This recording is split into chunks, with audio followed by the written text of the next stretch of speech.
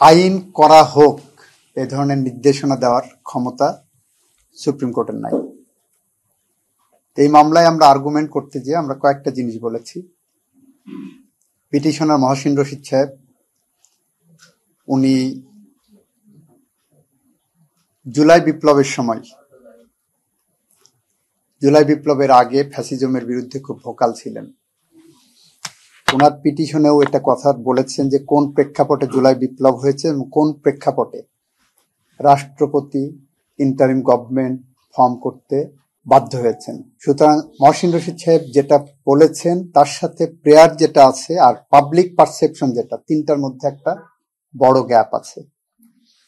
মহসিন রশিদ সাহেব 106 এর অবটেইনিং এর ক্ষেত্রে প্রেসিডেন্টের অবটেইন করেছেন যেটা বলছেন, সেটার ক্ষেত্রে প্রসিডিউরাল যে ডিফেক্টটা এনেছেন সেটা আমরা বলেছি, সেই প্রসিডিউরাল ডিফেক্ট যেভাবে উনি বলেছেন that is misconceived idea of law.